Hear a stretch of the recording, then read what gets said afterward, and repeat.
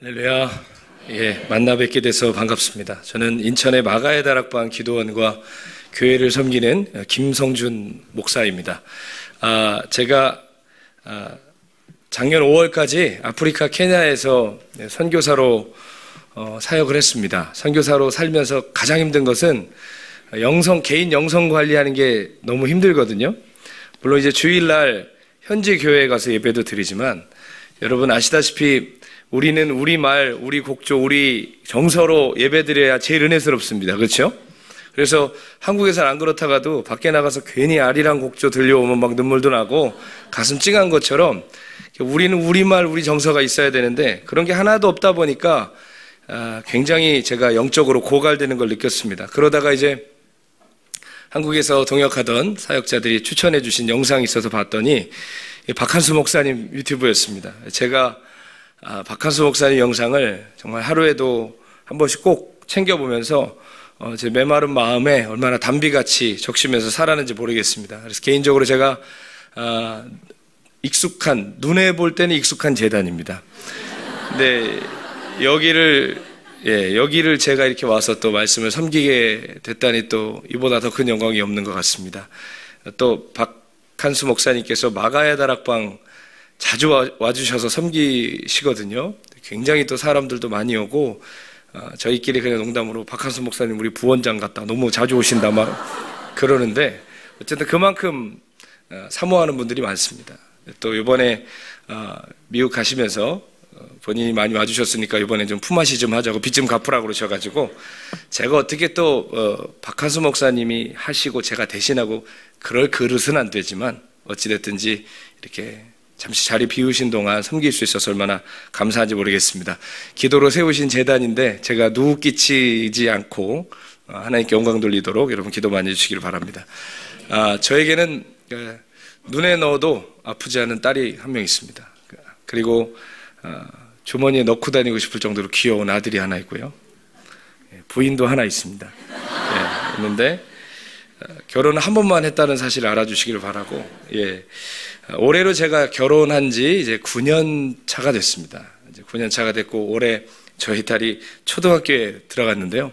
여러분 여기 이제 각 세대들이 다 계십니다. 어른들도 계시고 아직 결혼 안 한 청년들, 청소년들도 있을 텐데요. 여러분 결혼하셨을 때 생각나십니까? 우리 어른 세대들은 결혼을 본인이 직접 다 준비하셨을 거예요. 그렇죠? 아마 하나부터 열까지 혼수 장만부터 모든 것까지 다 준비하셨을 겁니다. 근데 요즘 젊은 세대들은 자기들이 준비 안 해요. 돈만 주면 웨딩 플래너가 알아서 결혼 준비 다 해줍니다. 제가 아프리카에 살면서 우리 먼저 가신 할머니, 할아버지 혹은 부모님 세대들의 고충을 조금 느껴봤습니다. 아프리카에서 제가 이사를 3번 했거든요. 이사하려면 짐 싸는 것부터 실는 것부터 내리는 것까지 다 해야 되고요. 이삿짐이 제가 한 번은 국제이사도 해봤습니다. 탄자니아에 살다가 케냐로 이주를 했는데 케냐까지 이삿짐이 오는데 3박 4일이 걸려요. 그런데 그 트럭 옆에 제가 정말 신뢰할 만한 사람을 태우지 않으면 자주 일어나는 일입니다만 이삿짐 트럭이 통째로 없어집니다. 그럼 저는 그대로 다 갖다 바친 게 되는 거죠. 어쨌든 감사하게 정말 작은 잡동사니 하나 잃어버리지 않게 참 기적적으로 잘 도착을 했는데 그 이사의 고충을 알아요. 전기가 매일 나가고 물 때문에 고민하는 우리 어른 세대들의 고민을 저는 비록 젊지만 아프리카에서 경험을 했던 것 같습니다. 결혼할 때 웨딩 플래너에게 돈만 주면 웨딩 플래너가 어디서 드레스 맞춰야 될지, 어디서 결혼해야 될지, 뭐는 어디서 싼지, 신혼여행은 어떻게 해야 되는지 여러 가지 본인이 다 알아다가 앞에다 갖다만 줍니다. 그러면은 신랑 신부는 뭐만 하면 되죠? 고르면 돼요. 시간 잡아주면 그 시간에 가면 돼요. 사진 찍으라 할 때 찍으면 되고 옷 입으라 할 때 옷 입으면 되고 오라 할 때 오면 되고 가라 할 때 가면 됩니다. 그래요, 안 그래요? 결혼을 아무도 안 해보신 것 같아요. 결혼을 할 때는 그런 일이 있답니다. 결혼식을 위해서 어떻게 보면 제일 애쓰는 사람은 신랑 신부보다 웨딩 플래너가 제일 애를 써요. 그게 또 본인의 생계이기 때문에 여기 혹시 웨딩 플래너 계시면 이해하시기 바랍니다. 정말 제일 많이 결혼을 준비하는 사람입니다. 저도요 웨딩 플래너가 다 해줬습니다. 돈 주니까요 웨딩 플래너가 다 해서 갖고 오더라고요. 고르기만 하래요. 그럼 저는 옷은 여기서 하겠다고. 거기 가서 옷 입고요. 사진은 여기서 찍겠다고. 거기서 찍고요. 예식장, 그러니까 저는 제가 섬기던 교회에서 결혼을 했기 때문에 예식하는 장소 고르는 거 말고는 웨딩 플래너가 다 준비해 줬던 것 같습니다. 근데 재밌는 거는요, 고를 때요, 웨딩 플래너가 뭘 갖고 오잖아요. 근데 그 고를 때 신랑이 고르나요? 신부가 고르나요? 대부분 신부가 고르죠. 신랑이 참견하는 걸 신부 별로 좋아하지 않습니다. 뭐 입을지, 어디서 찍을지, 어떻게 할지 대부분 신부가 다 결정을 합니다. 그래서 우리가 결혼식 할 때도 결혼을 같이 하는데 이상하게 오늘의 결혼식의 주인공이 들어옵니다. 그럼 누굴 얘기하는 거죠? 신랑도 결혼을 하는데 오늘의 주인공이 들어온다고 그러면서 신부가 주인공이래요. 맞습니다. 여자가 정서적으로 그런 것 같아요. 결혼식에 신랑보다는 신부가 훨씬적으로 마음을 더 많이 쏟습니다. 정말 예쁘고 싶고 잘하고 싶은 게 신부의 마음이 신랑보다 더 큰 게 어쩔 수 없는 것 같습니다. 그런 의미에서 결혼식은 두 여자가 준비합니다. 한 여자는 웨딩 플래너고 한 여자는 신부가 준비합니다. 두 여자가 아주 열심을 내서 결혼식을 준비하는 거죠. 그런데 둘 다 열심을 내는데요, 막상 결혼식 때가 되면 두 여자의 운명이 갈라집니다. 둘 다 그날을 준비했는데 한 여자는 문 밖에 서 있고 한 여자는 주인공이 돼서 들어가요. 만약에 웨딩 플래너가 가만히 생각을 했는데, 가만히 있어봐, 이거 내가 고생 다 했는데, 이거 내가 다 알아봤는데 주인공 나 아니야? 하고 들어오는 그런 흉악한 일은 있어서도 안 되고 있을 수도 없습니다. 교회 안에 두 부류의 신앙인들이 있습니다. 한 부류는 신부의 신앙을 가진 사람이고 한 부류는 웨딩 플래너의 신앙을 가진 사람입니다. 둘 다 결혼을 준비합니다. 그런데 문제는 뭐냐? 이 둘이 워낙 둘 다 열심을 내기 때문에, 워낙 둘 다 아름답기 때문에 그냥 봐서는 분간이 안 됩니다. 둘 다 열정적으로 섬기기 때문이에요. 심지어는 웨딩 플래너의 신앙을 가진 사람이 신부의 신앙을 가진 사람보다 더 많은 일을 하기도 하고 더 열정을 보일 때도 있습니다. 근데 중요한 차이가 뭐라고 그랬죠? 결국 한 사람은 하나님 나라에 들어가고 한 사람은 문 밖에 들어오지 못하고 슬피 울며 일을 갈 수도 있다는 것입니다. 신부와 웨딩 플래너의 결정적인 차이가 뭐죠? 여러분, 결혼식에 대해서는 누가 더 잘할까요? 신부가 잘할까요? 웨딩 플래너가 잘할까요? 당연히 웨딩 플래너가 더 잘 알죠. 어떻게 결혼해야 될지, 어디서 해야 될지, 사진은 어떻게 찍어야 될지, 드레스는 어디서 빌려야 될지 훨씬 결혼식에 대해서 잘 알고 있습니다. 반면 신부는 결혼식에 대해서 아무것도 몰라요. 웨딩 플래너가 도와주지 않으면 결혼식을 어떻게 해야 되는지 몰라요. 그러나 신부는 웨딩 플래너가 갖고 있지 않은 걸 갖고 있습니다. 이게 뭘까요? 그래요. 신부는 신랑을 사랑합니다. 그리고 신랑도 신부를 사랑합니다.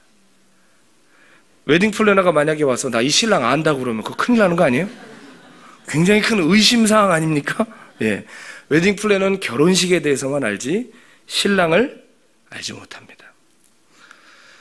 사랑하는 제자 광성교회 성도 여러분, 여러분 오늘 어떤 신앙 가지고 살고 계세요? 어떤 믿음으로 오늘 예배 드리고 계십니까? 우린 지금 마지막 때를 살아가고 있습니다. 그렇죠?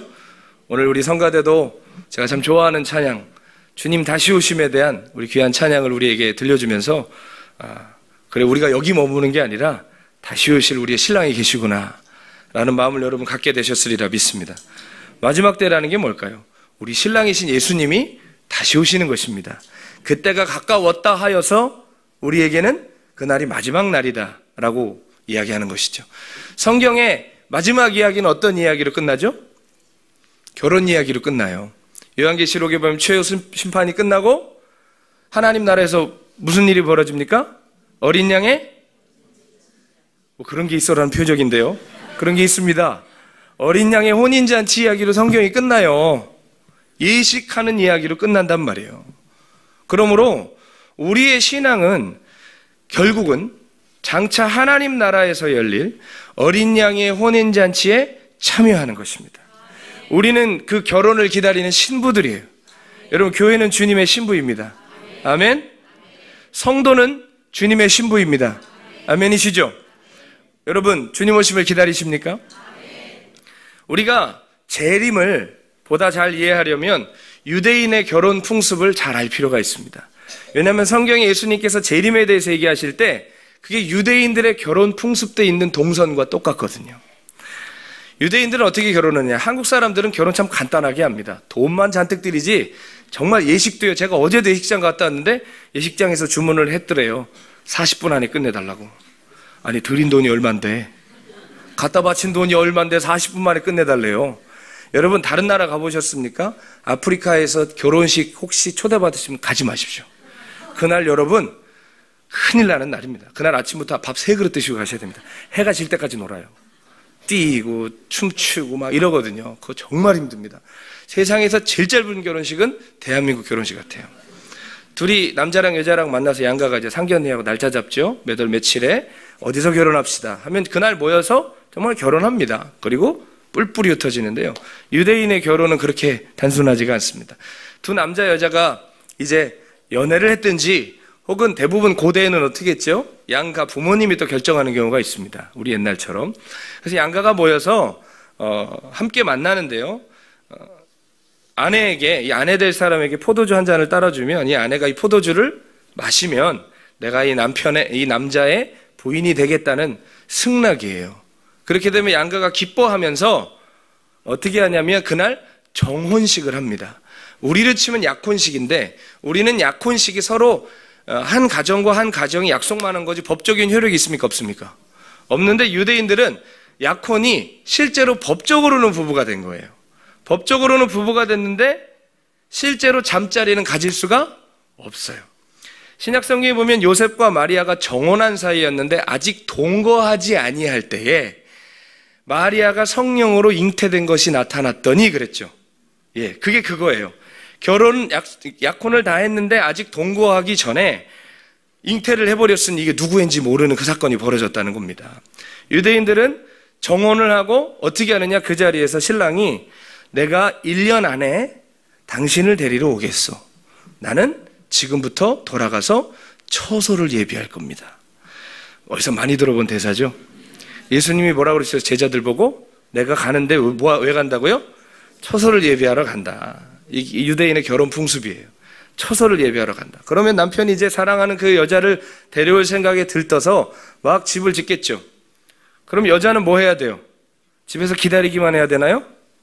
그에게는 계속 일상이 있는 거예요. 여러분 오늘 주님 만나셔도 여러분 오늘 집으로 돌아가시면 일상을 사셔야 됩니다. 제가 기도원에 있잖아요.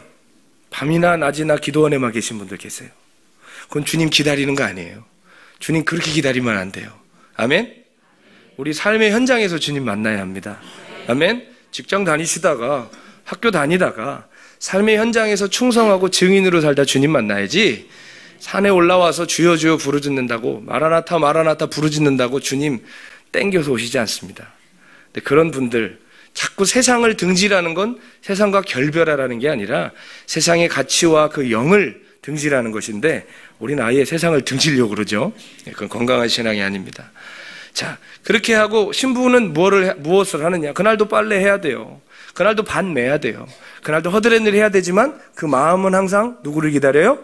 이제 남편이 온다, 신랑이 온다 하고 마음은 늘 그의 시선은 늘 동구밖에 향해 있는 거예요. 언제 오실지 모르는 거예요. 늘 기다리고 있어야 돼요. 성경에 봐도 열처녀 비유 나오죠, 그렇죠? 기다림의 시간이 필요합니다. 그런데 어쨌든 1년 내외를 시간을 두고 신랑이 이제 다시 오는데요. 언제 다시 올까요? 집 다 지면? 우리는 그렇게 생각해요. 그런데 언제 다시 오는 걸 결정하는 거는 신랑이 아니라 신랑 아버지입니다. 그래서 예수님도 제자들이 언제 하나님 나라 임하냐고 하니까 예수님 뭐라고 하셨어요? 때와 시는 누구만 하신다? 아버지만 하신다고 그랬어요. 아버지가 결정하시는 거예요. 아버지가 가만히 보니까 흐뭇해요. 집도 많이 지어졌고 살 준비가 다 됐다 싶으면 얘야 너 가서 걔 데리고 와라. 이렇게 하면 이제 그때 그 신랑이 기쁘게 친구들과 함께 아내를 데리러 갑니다. 그러면 여러분 갑자기 순간이동해서 나타날 수는 없잖아요. 그리고 갈 때 조용히 가겠습니까? 요란하게 가겠습니까? 요란하게 가는 거예요. 친구들이랑 우리 마음 사세요 하는 것처럼 요란하게 막 가면 그걸 누가 제일 먼저 볼까요? 동구 밖에서 밥 매던 아줌마들. 그러지 않겠습니까? 아니 밖에 있는 사람 제일 먼저 볼 거예요. 안에 있는 사람보다. 밥 매는 아줌마들이 보고 깜짝 놀라는 거예요. 왜요? 나도 왕년에 그랬거든요. 갑자기 오는 신랑을 맞이했던 경험이 있거든요. 그러니까 여러분 아시죠? 원래 동네방네 소문, 교회 안의 소문은 아지매들이네요, 아저씨들이네요, 네, 아줌마들이 됩니다. 그래가지고 동구 밖에서 밥 매던 아줌마들이 달려가면서 동네방네 뭐라고 소리쳐요? 신랑이 온다! 그러는 거예요.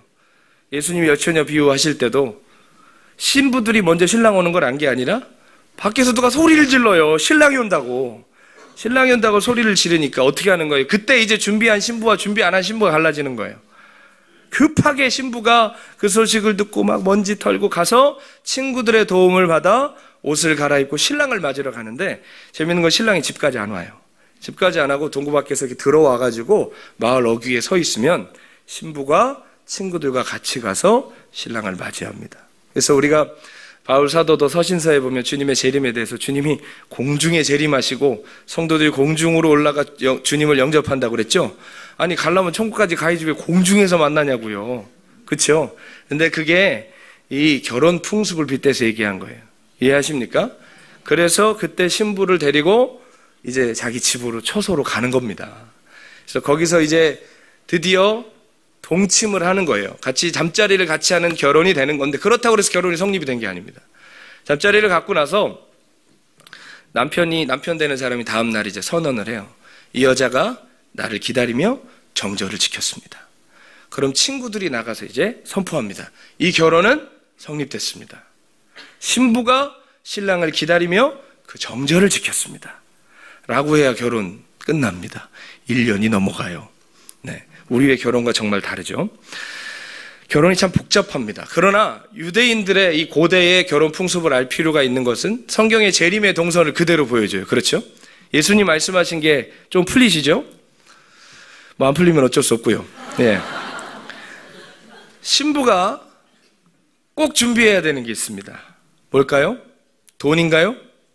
집인가요?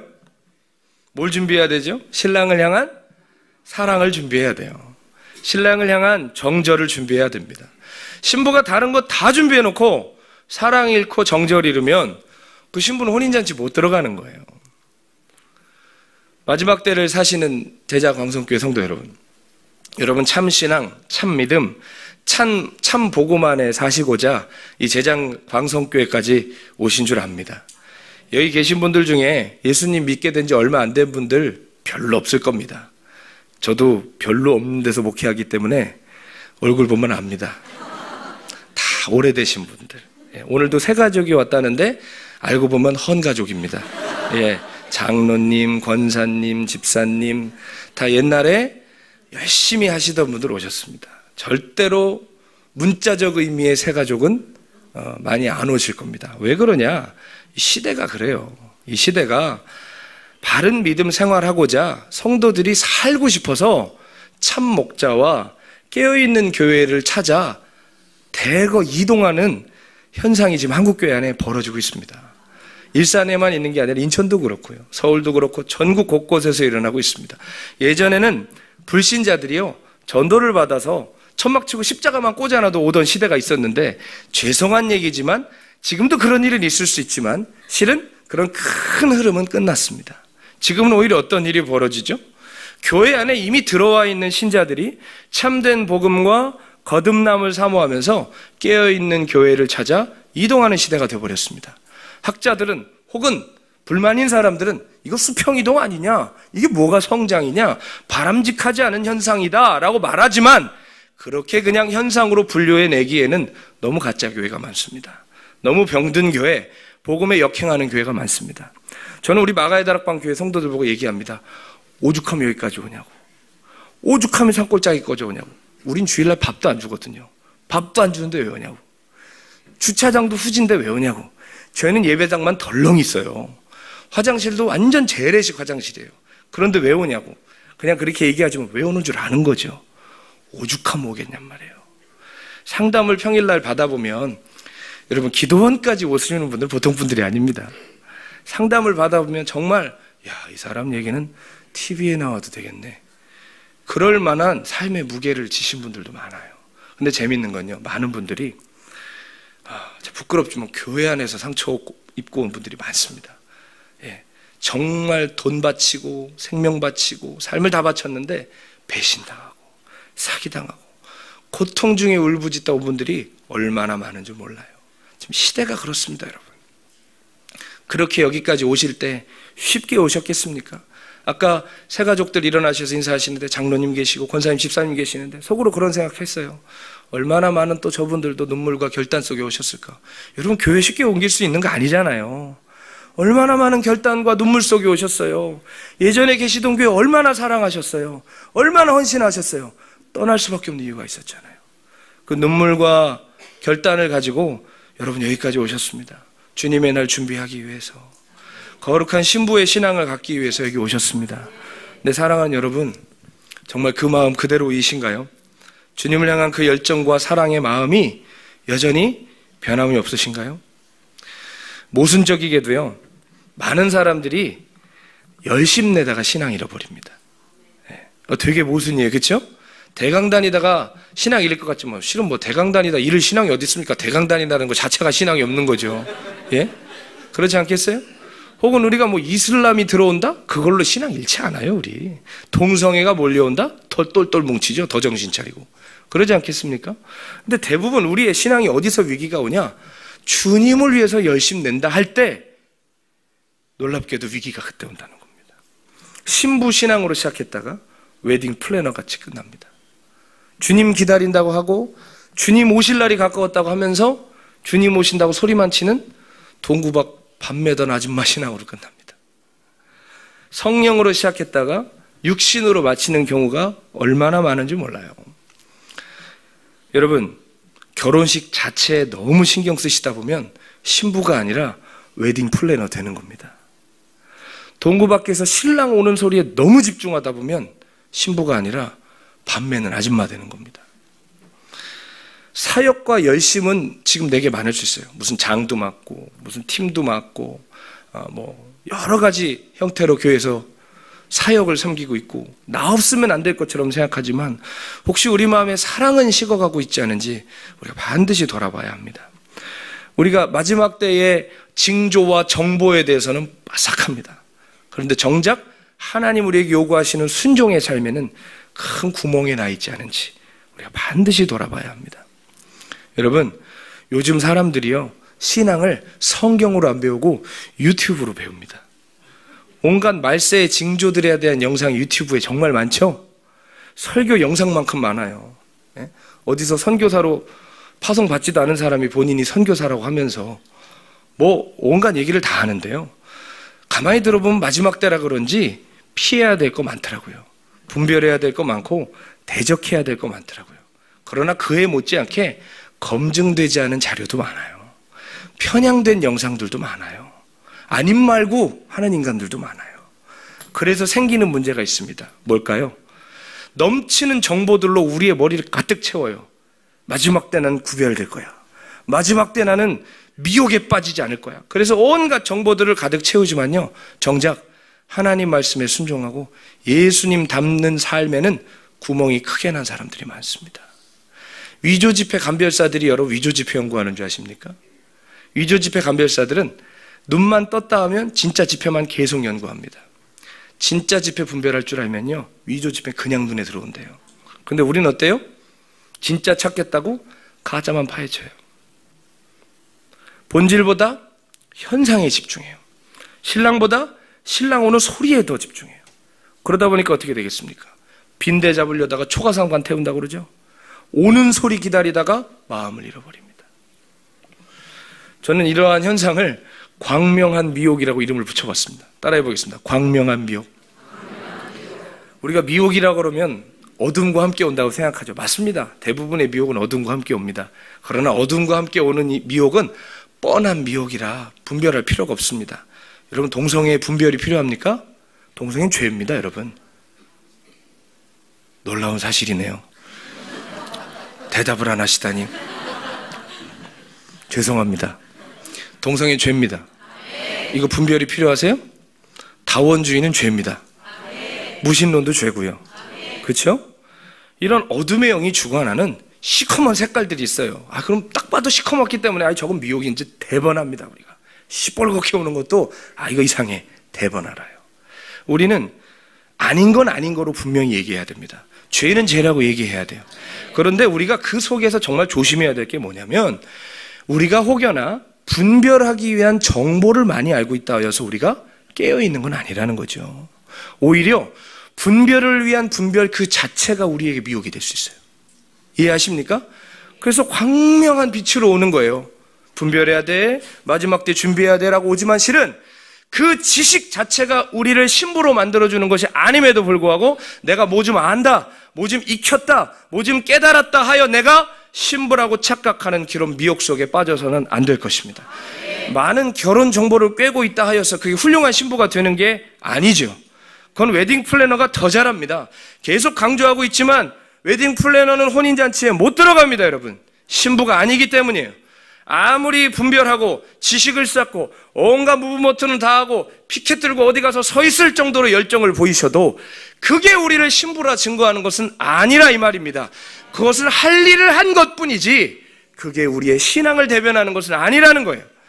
오히려 잘못된 정보와 근거 없는 영상에 취해서 마치 6.25 때 죽창 들고 못 배워먹은 중고등학생들이 가서 여기저기 찔러대듯이 자기가 진리 수호자라도 된 양 이 교회 저 교회 홈페이지 쑤시고 다니면서 여기는 WCC 찬동하냐 아니냐, 여기는 왜 아직도 탈퇴를 안 했냐, 진리의 수호자가 된 것처럼 목회자 정죄하고 성도들 정죄하고 자기는 깨어있는 것처럼 여기 교회 깨어나야 된다고 외치는 소리나는 구리와 울리는 꽹과리들이 얼마나 많은지 모르겠습니다. 빛은요 소리 지르지 않습니다. 너 한번 빛 맛 좀 볼래? 너 눈 한번 멀고 싶냐? 빛은 협박하지 않아요. 소금은 너 짠맛 한번 볼래? 너 혓바닥 한번 돌아가 볼래? 소금은 그렇게 안 해요. 어떻게 하죠? 빛은 조용히 비쳐요. 햇빛은 뜰 때 해가 나 뜬다 하고 안 떠요. 예?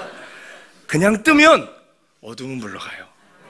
소금은 조용히 들어가면 교회가 교회되게 맛을 내기 시작해요. 성도는 그래야 돼요. 아멘? 소리 지르고 윽박 지르고 협박하지 않아요. 오늘 우리가 본 에베소 교회를 보십시오. 에베소 교회는 여러분 아시다시피 일대 담임 목사님이 누구셨죠? 박한수 목사님 아니에요. 네. 누구죠?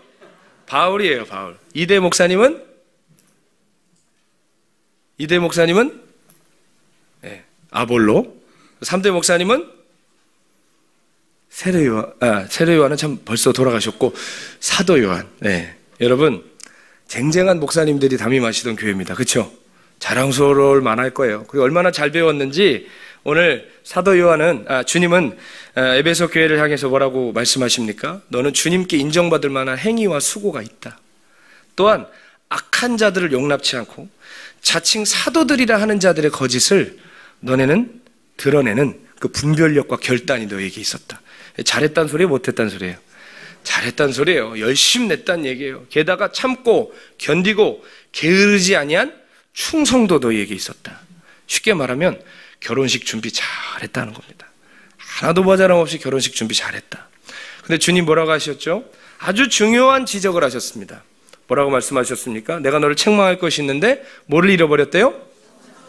처음 사랑을 잃어버렸다. 처음 사랑을. 막상 결혼을 해야 되는데 처음 사랑을 잃은 거예요. 결혼식은 준비 잘 해놨는데 사랑을 잃어간대요. 신부인 줄 알았는데 동구박 아지매가 돼가는 거예요. 신랑을 맞이하는 신부가 되어야 하는데 모든 마음들이 나도 모르게 변질되고 왜곡된 채 그 혼인잔치에 들어갈 수 없는 사람들이 되어가고 있다는 것입니다. 주님은 에베소 교회를 향해서 네가 처음 사랑을 가져라 하지 않으셨습니다. 뭐라고 말씀하셨죠? 5절에 보면 그러므로 어디서 떨어졌는지 생각하고 회개하여 뭘 가지래요? 처음 행위를 가져라. 처음 행위를 가져라. 무슨 말입니까? 우리의 열심과 충성 헛되지 않다는 거예요. 인내와 결단 너무 귀하고 중요하다는 거예요. 다만 우리의 열심과 충성 뒤에서 그 열정 뒤에 우리의 사랑이 변질돼 가고 있다는 거예요. 인내와 결단이 엉뚱한 것을 향하지 않게 해야 된다는 거예요. 때론 우리의 열심이 주님을 향한 사랑과 비례한다고 착각할 수 있지만 절대 그렇지 않습니다. 우리가 뜻없는 열심 내다가 도리어 주님께 책망받을 수도 있습니다. 마태복음 7장 21절에 보면 뭐라고 말씀하시죠? 나더러 주여 주여 하는 자가 다 천국에 들어가는 것이 아니라 하늘에 계신 내 아버지의 뜻대로 행하는 자라야 들어가리라. 그날에 많은 사람이 내게 와서 이렇게 얘기할 것이다. 그날이 언제입니까? 최후의 심판 때 많은 사람들이 내게 와서 말할 것이다. 주여 내가 주의 이름으로 귀신을 쫓아냈습니다. 주의 이름으로 내가 권능을 행했습니다. 주의 이름으로 내가 정말 많은 일을 행하고 선지자 노릇까지 했습니다. 자랑할 만한 거죠. 그렇죠? 잘 나가던 사람이었어요. 교회에서. 교회뿐만 아니라 기독교계에서 알아주던 사람이었던 것 같아요. 근데 주님 뭐라고 하시죠? 불법을 행하는 자들아, 내가 도무지 너희가 누군지 모르겠다. 내게서 떠나가라 하시리라. 아멘. 우리의 열심과 충성이 우리의 순전함을 대변해 주지 않습니다. 우리의 사역과 인지도와 우리 손과 삶에서 나가는 능력이 우리의 신앙을 이야기해 주지 않습니다. 여러분 생각해 보세요. 교회에서 잡음이 가장 많이 나는 자리가 어디죠? 어디서 제일 잡음이 많이 납니까? 별로 생각을 안 해보신 것 같은데요. 어디서 우리의 그러면 사랑이, 주님을 향한 사랑이 변질되어 가기 시작하나요? 제가 굳이 얘기를 그럼 해드리겠습니다. 따라합시다. 우리의 열심히 모이는 자리다. 열심히 모이는 자리에서 문제가 생겨요. 우리 열심히 어디로 모일까요? 주방에 모입니다. 그렇죠? 찬양단에 모이고 성가대에 모이고 재직회 때, 당회 때 사람들에게 드러내고 나를 나타낼 수 있는 곳에 우리가 우리의 열심을 다해서 합니다. 나쁜 거 아니에요. 당연히 열심을 다해야죠. 근데 열심과 열심이 모이면 어떻게 됩니까? 이상한 것들이 끼기 시작합니다. 시기와 질투와 경쟁과 내 자아를 드러내고 싶은 마음들과 이것들을 그냥 두면 어떻게 될까요? 우리의 사랑이 변질되기 시작합니다. 우리의 헌신이 욕되기 시작합니다. 순전한 마음으로 주방 봉사를 시작했는데 이게 과해지니까 주방 권세가 됩니다. 네. 교회에 두 가지 권세가 있다 그러죠. 하나는 예수님 권세고 하나는 주방 권세랍니다. 그건 누구도 못 막는답니다. 주방 권세 뭐 이렇게 항상 일어나면 정말 골치 아픕니다. 저도 그런 것들을 몇 번을 경험했는데 이게 열심히 하는데 나만 열심히 하는 게 아니라 남도 열심히 하거든요. 그러면 괜히 기분이 나쁜 거예요. 이 그릇 누가 여기다 해놨어? 누가 냉장고 이거 반찬 누가 옮겼어? 이거 누가 썼어? 숟가락 누가 이렇게 했어? 이거 목사님 드려야 되는 건데 누가 이렇게 했어? 여러분, 그렇게 할 권한이 우리에게 없습니다. 그렇죠? 근데 우리는 마치 내 거인 것처럼 하게 돼요. 여러분 기억하세요. 만약에요, 이런 일이 있다고 해보겠습니다. 성가대 열심히 아침에 준비하셨는데 오늘 시간 없으니까 오늘 성가대 오늘은 생략합시다 그러면 황망할 수 있겠지만 그럴 수도 있는 거예요. 근데 우리는 왜 이런 비유를 하느냐? 무엇을 우리가 할 때 항상 거기에 내 자아를 투영해요. 그래서 그것을 하지 말라고 그랬는데 마치 내가 거절을 받은 것처럼 생각을 해요. 그만큼 내가 나를 투영했기 때문에 그런 거예요. 설교? 여러분, 이 설교도요, 제가 하다가 취소되는 일 저는 많이 경험했습니다. 마가의 다락방에 있다고 목사님이 오늘 너 그거 가지고 가서 차 운행해, 가서 주차해, 그러면 그거 가는 거예요. 그런 훈련을 많이 받았어요. 처음에는 황망하고 뭐 이런 게 다 있어 그러는데 그냥 하는 거예요. 거기에 나를 투영할 이유가 없는 거예요. 주님이 부르시면 하는 거고 하지 말라 못 하는 거고. 저 여러분 청년 사역했는데 재미나게 잘했습니다. 150명 정도 모여서 목사님이 개척시키셔가지고 밖에 고등학교 강당 빌려서 재미나게 사역하고 어느 날 부르더니 너 이제 가라. 어딜 갑니까? 아프리카 가라. 네. 갔어요. 힘들죠. 그런데 여러분 나를 투영한 거는 빨리 내려놓을수록 좋은 거예요. 나 없으면 안 될 것 같지만요, 여러분 나 없으면 더 잘 됩니다. 네, 더 잘 돼요. 왜? 주님의 교회거든요. 내 교회가 아니라. 여러분 성가를 잘 불러야 됩니다. 너무 화음 잘 맞추시고 은혜스럽게 잘 하시는데요, 우리가 성가를 너무 잘하려고 하고 화음을 잘 맞추려고 이 자리에만 너무 신경 쓰다 보면 오히려 우리가 예배자로서의 마음을 잃어버릴 수 있어요. 너무 잘하려고 하면. 재직회를 하고 당회를 할 때 어떻죠? 그냥 가만히 있어도 되는데 나 여기 있어 라고 드러내고 싶은 사람들이 있어요. 굳이 한마디 하고 굳이 반대를 하고 굳이 손을 드는 사람이 있는데 안 그래도 됩니다. 아시겠죠? 예. 그거는 여러분 목숨 걸 일이 아닌데 목숨을 걸어요. 왜일까요? 자꾸 드러내고 싶은 우리 안에 변질된 열정들이 있는 거예요. 다 주님, 우리가 할 때 그냥 합니까? 내 이름으로 합니다 이럽니까? 다 주님 영광 위해 한다고 그러잖아요. 그래요, 안 그래요? 그런데 점점 주님과 상관없는 일이 되어가는 거 많지 않습니까? 하나님 영광 위해서 한다고 하지만 하나님 영광이 떠나는 일 너무나 많지 않습니까? 여러분 무서운 게 뭔지 아세요? 하나님의 영광이 떠나도요 일은 됩니다. 성령이 떠나셔도요 사역은 다 됩니다. 그래서 그게 무서운 거예요. 주님의 불이 바로 떨어지면 무서워서 누가 그 짓 하겠습니까? 근데 주님은 안 그러시더라고요. 마귀는요 여러분 우리 안에 들어올 때 몰래 들어와요. 그리고 나갈 때 마귀니까 이런 표현 한 번만 쓰겠습니다. 어떻게 목사가 저런 말을 했는데 마귀한테 하는 거니까. 마귀는 떠날 때 발광을 하고 떠나요. 아주 그 사람에게 수치와 모욕과 부끄러움을 다 주고 떠나요. 그렇죠?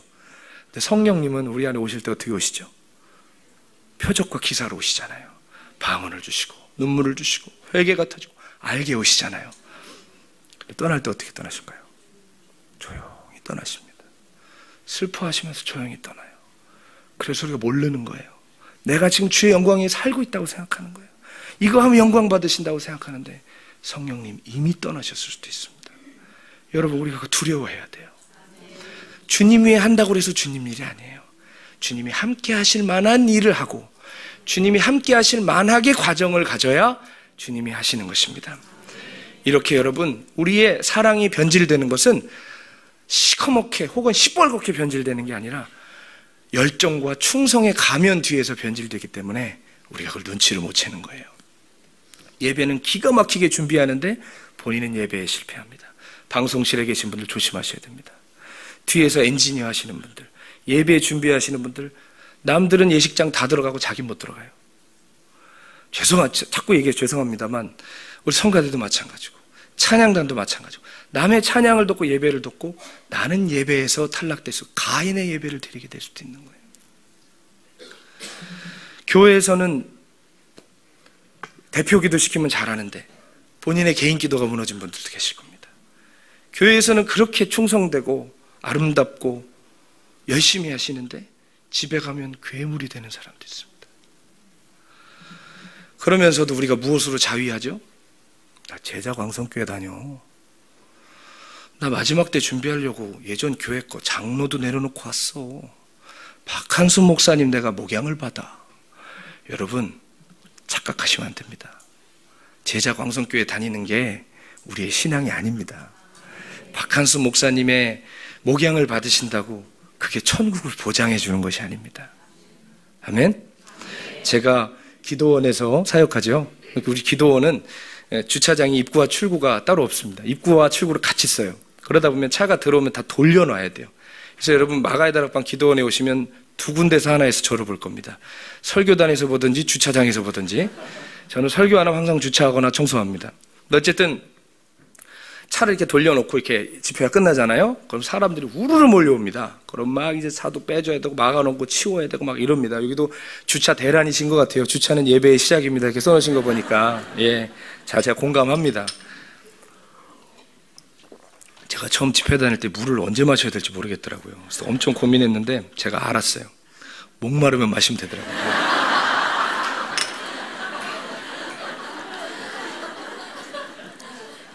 이 주차장에서 차를 빼는데 가끔 어떤 분들이 라이트를 안 켜고 나가는 거예요. 그럼 이리저리 본인도 문제지만 다른 사람이랑 접촉사고 나고 이러면 안 되니까 성도님 라이트 켜십시오 라고 이렇게 얘기하면 뒤늦게야 켜시는 분들이 있는데요. 가끔 밤에 운전하시다 보면 길에서 아주 담대하게 라이트 안 켜고 다니시는 분들 계십니다. 근데 그거 아세요? 본인은 불 안 켠지 알까요 모를까요?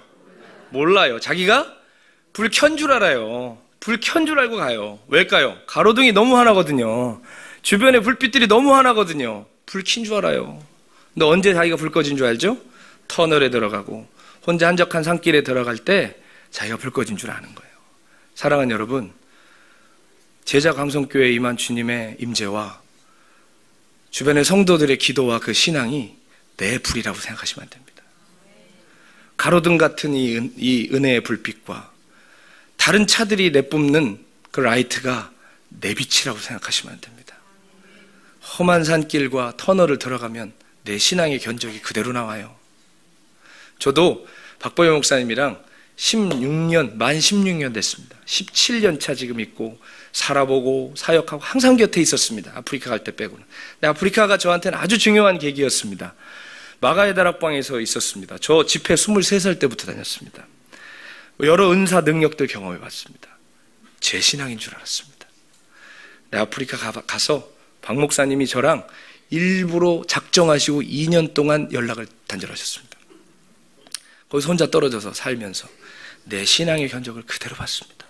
얼마나 믿음 없는 사람인지, 얼마나 주님을 사랑하되 내가 때가 타고 변질된 사랑을 하고 있었는지, 얼마나 이기적이고 얼마나 내가 더러운 인간인지 그 민낯을 그 어둠의 터널에서 봤습니다.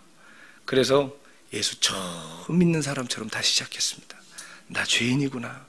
선교지의 영혼들 구원하시려고 날 보내신 게 아니라 선교사 구원하시려고 보내셨구나. 그래서 주님 앞에 이렇게 다시 엎드리게 됐습니다. 여러분, 뜨겁다고 다 불이 아니에요. 뜨겁기만 하지 태우지 못하면 그건 가짜 불입니다. 내 속에 있는 열정이 막 나를 뜨겁게 해서 주방에서도 섬기고 성가대도 하고 찬양단도 하고 재정부도 섬기고 중고등부 회장 부회장도 하고 다 하지만 정작 그 불이 내 속에 있는 죄를 소멸하지 못하면, 내 망령된 행실을 끊지 못하게 하면 그 불은 가짜 불이에요. 변질된 불이에요. 아론의 아들 아답과 나비우가 왜 죽었습니까? 여호와의 제단에서 준비된 명령하신 불로 제사를 드려야 되는데 임의대로 자기들이 밖에서 불을 갖고 왔습니다. 성경에 보면 다른 불로 분향하다가 그 분향한 그 제단에서 불이 나와 그들을 살라 죽였다고 그랬습니다. 여러분, 다른 불로, 다른 열정으로, 다른 데서 온 것으로 여러분 하나님 앞에 드리면 결국 그 불은 우리의 신앙을 말라 죽일 것입니다. 결국 나 자신을 살을 것입니다. 사랑하는 여러분, 바른 불로 예배하셔야 됩니다. 이것이 드러나는 것에서 나를 태우는 불이 아니라 내 속에서부터 내 속사람을 소멸시키는 하늘에서 온 불이어야만 하는 것입니다. 여러분, 내려놓음이 한때 유행했습니다. 뭐만 했다 하면 내려놓는데요. 중고등부 내려놓겠답니다. 성가대 내려놓겠답니다. 여러분, 실제로 마가의 다락방에 몇 주 전에 그 책 쓰신 이용규 선교사님이 오셔서 그 얘기를 하셨어요. 내려놓으면 그 의미가 아니다. 제발 그러지들 말아라. 교회마다 홍역을 알았어요. 찬양단 뭐 드럼 내려놓겠다고, 뭐 안내 내려놓겠다고. 그러면서 자기는 안 내려놔요.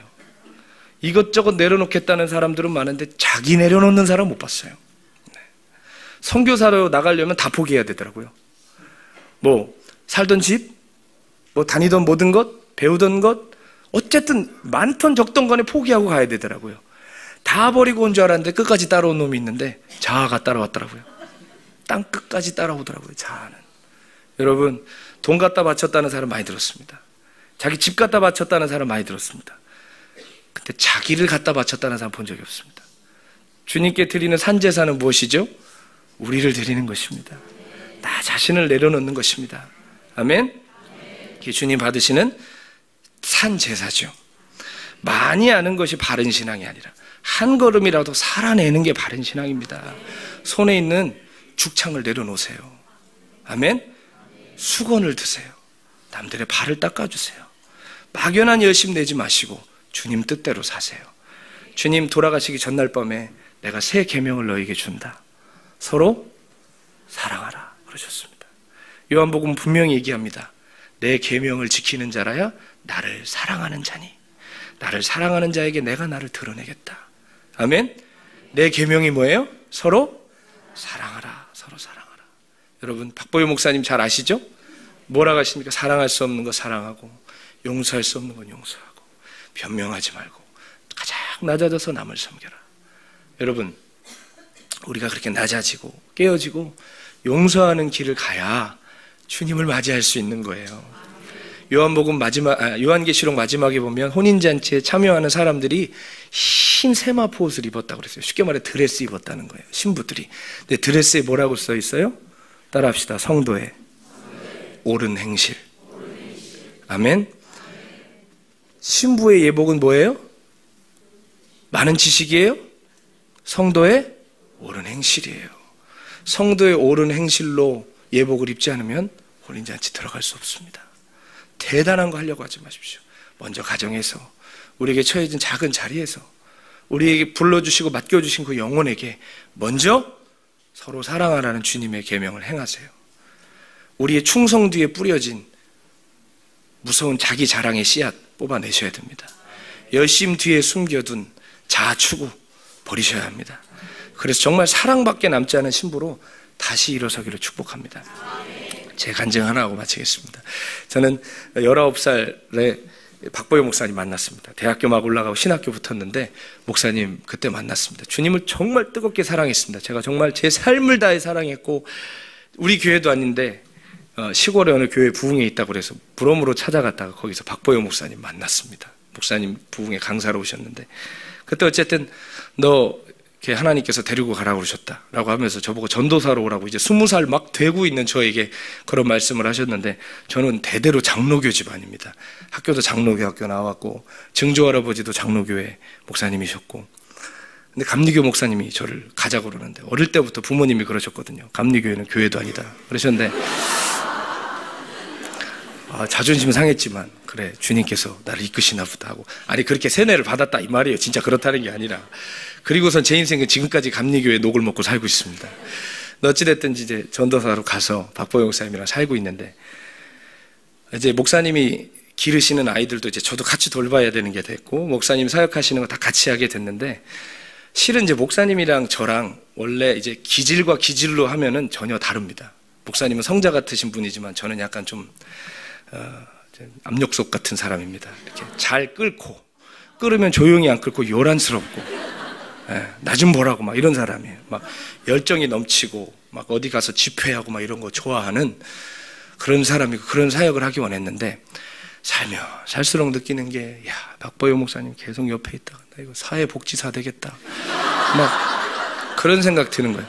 사회복지사 계시면 용서하십시오. 저랑 안 맞는다 이 말이지, 그게 잘못됐다 이 말이 아니라, 이거 어떻게 해야 되나. 근데 분명한 건 박보영 목사님 같은 주의종이 없는 건 분명히 알겠고, 근데 이건 적성이 안 맞고 진짜 힘든 거예요. 그런데 여러분, 우리의 마음에 있는 본심은 언제 드러나냐? 평소에 안 드러납니다. 위기 앞에서 드러나요. 벼랑 끝에서 딱 서보면 내가 뭐를 원하는지 다 드러나요. 어떤 계기가 생겼냐? 10년도 넘었죠. 한 10년 정도 된 것 같습니다. 제가 결혼을 막 했을 때인데 박 목사님이 갑자기 지방에 있는 어떤 고아원이 문을 닫게 생겼는데, 이 애들 어떻게 하느냐, 누가 와서 눈물로 이 고아원을 맡아달라고 했다는 거예요. 제가 어떻게 했겠습니까? 쌍수를 두고 반대했습니다. 안 됩니다, 목사님. 이것은 지금 우리 방주교회도 있고 마가의 다락방도 있는데 간신히 가고 있습니다. 이것까지 맡으시면 너무 무리십니다. 굉장히 충성스러운 것 같았지만 속마음으로는 나 저거 받으면 나 고아원 원장 된다. 이 엄청난 위기가 있었습니다. 저거 받으면 큰일 난다, 목사님. 왜냐하면 여러분, 목사님이 일을 시작하셔도 결국 실무는 누가 보나요? 옆에 있는 사람들이 보는 거예요. 저거 받으면 큰일 나는 건데 기어이 받으시더라고요. 이거 큰일 난 거예요. 그래가지고, 물론 어제 제가 또 그 고아원에 밤 11시까지 애들 말씀 전해주고 기도하고 이러다 왔지만, 그 당시에는 이게 너무 싫더라고요. 그래가지고 이걸 어떻게 하나 고민하다가 마음을 먹었어요. 떠나자. 떠나는데 그냥 떠나면 안 되겠고 명분을 만들자. 그래서 무슨 명분을 만들었냐면, 유학을 가자. 그래서 이 조건을 만들었어요. 실제로 그렇게 되고도 싶었고요. 첫째, 미국 가서 공부를 해서 내가 영어를 완벽하게 구사해야지. 이 유학생들은 이게 얼마나 단 꿈이라는 거 아시죠? 금방 깨져요. 유학 가서 영어 해야 되겠다. 그리고 가서 목사 안수 받아야 되겠다. 그리고 여러 국제적인 인프라를 쌓아야 되겠다. 선교학 박사를 따서 와야 되겠다. 이런 생각을 했습니다. 지금 생각하면 정말 자다가도 이불을 차요. 그런데 그 당시엔 그게 정말 그럴듯해 보였어요. 그래서 목사님께, 목사님, 저 유학 가고 싶습니다. 보내주십시오. 라고 했더니 목사님의 얼굴이 잿빛이 되시면서, 그런데 저희 목사님은 마음을 굳게 먹은 사람은 안 잡으세요. 알았다. 그래. 어디로 갈 거냐? 이러이러했습니다. 근데 그거 아시죠? 요나가 주님이 니느웨로 가라고 그랬는데 그거 싫어가지고 막 고민해서 막 이렇게 욥바 항구에서 서성이고 있는데 성경이 뭐라 그래요? 마침 다시스로 가는 배가 거기 있었대요. 이상하게 마음을 딱 엇나가서 이상한 짓을 하려고 그러면 마침 누가 도와줘요. 마침 뭐가 딱 손에 잡히는 게 생겨요. 마침 누가 제 유학을 도와준다는 거예요. 그래갖고 그분이 입학 준비도 다 도와주고 해서 원서까지 다 준비했어요. 목사님을 찾아가서 목사님 준비 다 했습니다. 어디로 가서 어느 대학 가서 무슨 공부할 겁니다. 목사님 그러시더라고요. 얼굴이 어두워지셔서 내가 기도를 해보면 말이야, 너는 엄청나게 고생할 거야. 너는 가서 어느 날 밤에 식당에서 접시 닦다가 지금이 생각나서 울 거야.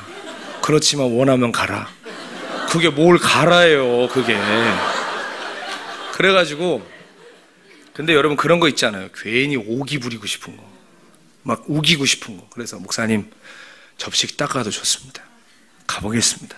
저는 그때 그게 믿음으로 하는 건 줄 알았어요. 우리가 그래서 이상한 데 빠진다니까요. 여러분 믿음은 무작정 하는 게 아니에요.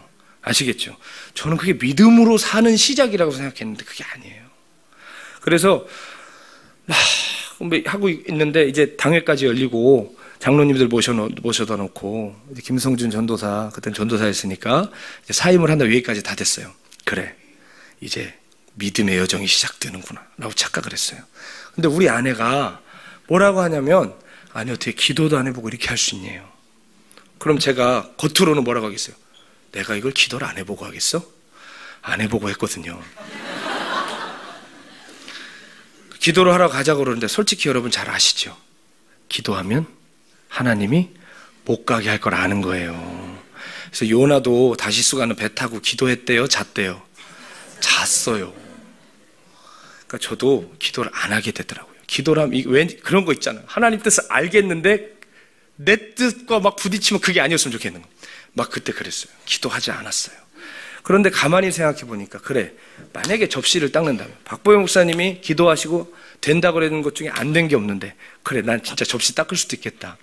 그런데 나는 괜찮은데 내 아내가 무슨 죄냐. 그러면 아내가 얘기한 대로 기도라도 해보고 같이 기도라도 해보고 가자. 그래서 이제 3일 동안 금식 기도를 하기로 했습니다. 그런데 금식 기도를 하러 절대로 마가의 다락방에 안 가죠. 저기 남양주 산골에 있는 어떤 수양관을 찾아내가지고 아무도 찾아올 수 없는 곳으로 요나처럼 배 밑창으로 들어갔습니다. 그래서 거기서 이제 금식을 하기 시작하는데, 둘째 날에 제 아내가 울면서 오더니 뭐라 그러냐면 자기 응답 받았대요. 뻔하잖아요.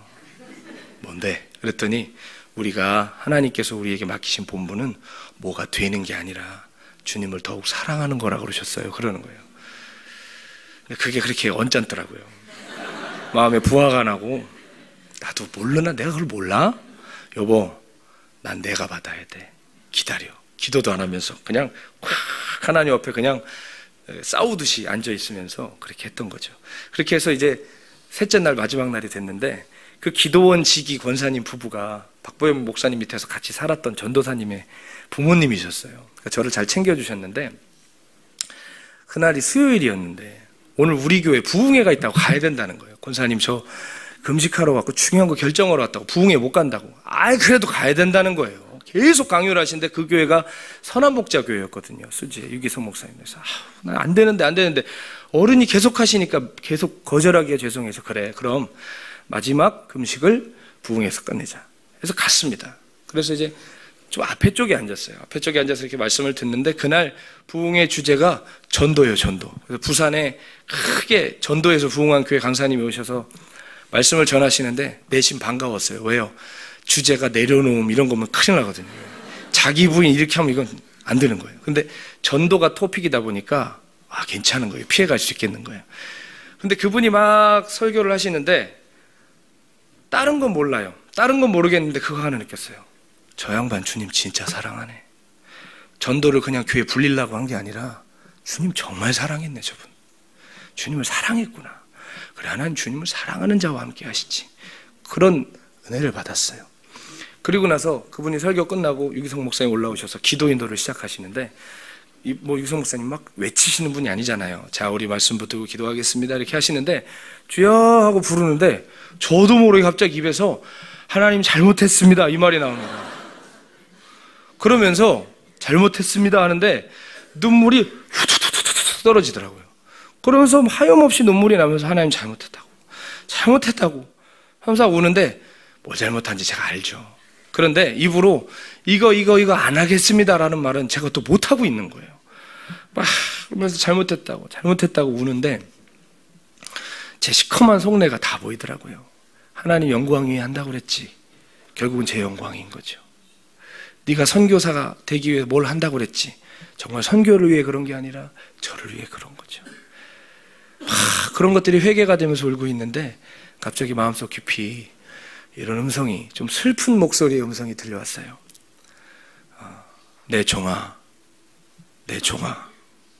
내가 너를 쓸 수가 없다. 여러분, 그게 종들한테는 사형 선고 아닙니까? 내가 너를 쓸 수가 없다. 깜짝 놀랐는데 제가 물어보기도 전에 주님 말씀하시더라고요.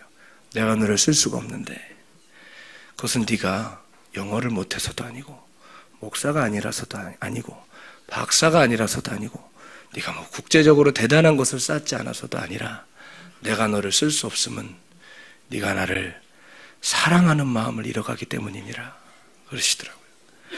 제가 그때 자지러지게 울었습니다. 주님, 잘못했습니다. 제가 가지 않겠습니다. 저의 야망이었습니다.